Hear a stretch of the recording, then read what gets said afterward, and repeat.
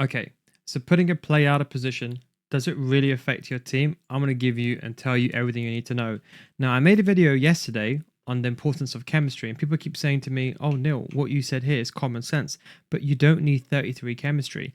And people keep saying, "Oh, Neil, why are you saying all this stuff?" Now, it's fine for you guys who are regular viewers, maybe like 10% of you, but I guarantee the other 2,000 people are the same people who write down on my squad builder, "Neil, is it okay if I have players on 3 chemistry? Do you think chemistry is important?" So these videos, if you see them where I'm talking about, for example, why the chemistry doesn't matter, um, don't watch it. Again, this is only for people that are new to the game as well, but it can be informative. Now, the out of position chemistry. Now, listen, this is one that I would say you have to put a player in the correct position.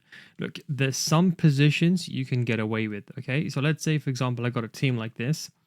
If you don't, so let's say, for example, you put Son in CDM. Okay, now even if Son had amazing defensive awareness, even if he had 99, if you are playing, for example, a 4-3-3, let's just say, imagine this is the midfield three, and let's say Son is the left centre mid. In possession, he will not move. He will literally just stand there the entire game. Now, this is why, depending on your level, you can get away with it. And I'll explain to you why this is important. So let's say, for example, we put Son on the pitch. And let's say, as an example, we put Son in the cam, okay? Now, is it viable to have someone like Son off role in cam? Now, what would happen is, historically speaking, is if you had, for example, a 4-3-2-1, so we're going to go over the attack, this is the striker, the cam. Now, out of possession, he won't track back. Let's say, for example, his instruction was, for example, a playmaker balanced. He won't track back. He won't help out the defense. The best way you can see this is go put someone like a center mid in a CDM position who doesn't have that role. So let's say if you've got a center mid that can't play CDM, this is the most obvious way of seeing it. That player won't track back. In possession, they're not going to be making runs either. But if you're a top tier elite player, you can trigger the run manually. So, in my opinion, the only place where you should possibly ever use, for example, someone out of position might be in striker position or winger. And so let's say, for example, like I'm going to show you in the tactical layout here. So you can see this is my system. But if I want to play, for example, a 4-2-2, let's just say, for example, Neymar can't play into striker position. I know I could switch these two around, but as an example, say let's just say Neymar, let's say Son's in the correct position, but Neymar is not in the correct position. In a 2-striker formation, when I lose the ball, it's completely fine because that player is going to be on stay forward anyway most of the time. It's a striker. When I'm in possession, they're not going to be making runs, but there's a benefit. Maybe, for example, I can trigger this player manually or use a player lock function. So this might be the only benefit of having a player. Let's say, for example, like Hansen. Hansen is one of the best right mids inside the game. She plays as a right mid, right? But she can't play as a striker, not until she gets it in form or anything. So what I could do is I could play Hansen, just like Neymar here, out of position. Now, they're going to make no AI movement. So it's going to rely predominantly on me to trigger that run.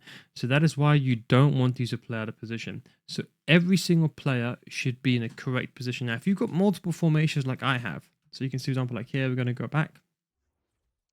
I'm going to put Son back in strike here. And then I'm going to put, for example, Bonmati back in, like so. Okay. So you can see in both my 4-2-3 ones, everyone's in a correct position. But you can see on my 4-2-2 attack, you can see Neymar's out of position. But because he's a striker and he hasn't really got any defensive duties, and if I have the ball and he stands still, it's not the end of the world. Because of my level, of my ability of playing the game, I can always trigger the L1 button manually. And when I have the ball at my feet, the role doesn't matter. So as soon as you make a pass to Neymar, he doesn't get a downgrade in stats or anything. So if you put Mbappe, for example, as a centre mid, when you put him there, look, AI wise, he won't track back and he won't go forward. But when you pass the ball to him, he's still going to be the same Mbappe. So when you're using a role, think of them like they adjust how the player moves when you're not controlling them, both in and out of possession. Doesn't downgrade their stats, but it makes them perform way less. That is why it's very, very important for chemistry. So you can see my 4-2-2, I have Neymar on striker. Having a striker off chemistry, it's not the end of the world. In fact, the NealGuides top tip, sometimes I don't mind having Son out of position if he's in striker or at cam, because I can pass the ball to him and just finesse it all the time. I don't need to really him to get into position and make runs in behind. So if I wanted to change to a 4-2-2 in game, what I'd have to do is sub a player on. I know it's a stupid system. I don't like it. So I can't play like, even like you can see like here, I got a 4-2-4.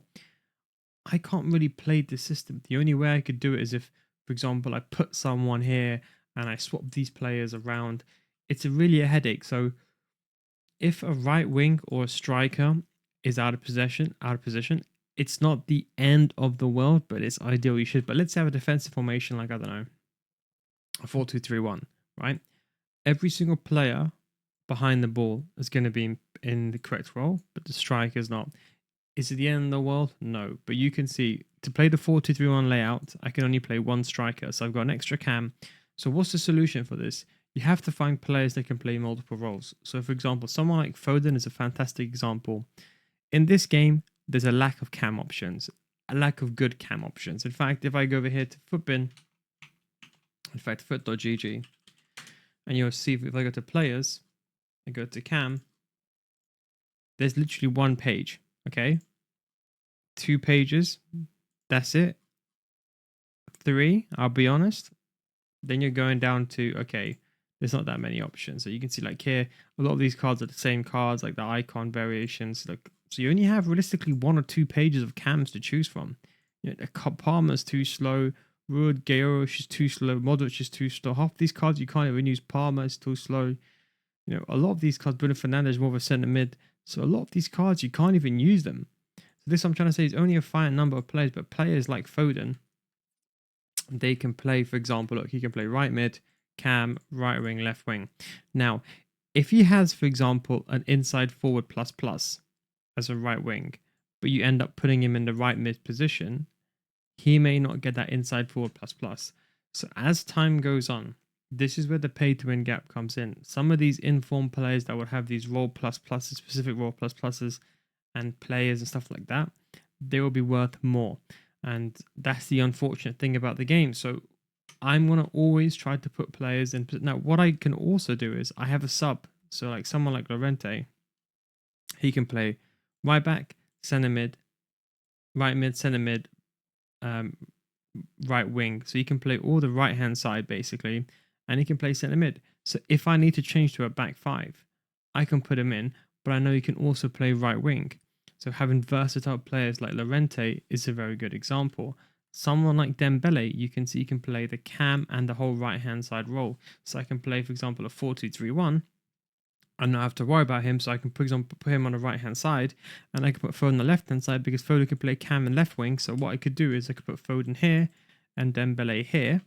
And what I could do is I can then change to a 4-4-2 where this is play right mid or right wing, in fact, for 4-2-4. And it's for the left wing. And this way I still maintain chemistry. So that is the hardest thing. And if you want to change like a back 5, you got to find someone like a Rijkaard, someone who's got the ability to play in all these positions. It's really pathetic. I don't like this system. I really don't. I'm really against it. They should probably make a change next year, but you can see Rijkaard can play centre back, CDM, and centre mid. Do you know how many players can play those positions? I think you're talking about usable players. I think there's maybe 10 usable players. The rest are just garbage and nonsense. You can see here, it's like Mateus, Tchouaméni, Marquez, Desai, maybe a bit slow, but Rijkaard, Tchouaméni. That's it. Maybe you can get away with Emre Can if you've got a Bundesliga team. So there's only a finite number of players. So should you try to prioritize positions? Yes, of course. If you have to, let's say you got to change formation. If it's a 2-striker formation, it's not the end of the world to put one of those strikers out of position, as long as you don't have to trigger those players manually. That's the most important thing. Anyway, guys, hope that helped. Again, don't forget, maybe you might know this, but I guarantee there are 1,000 people watching this. They probably don't know this, hence why they're watching this video and they're searching for it. That's something that someone I'm better at, want you to bear that in mind. Thanks for watching. I'll catch you next time. Peace.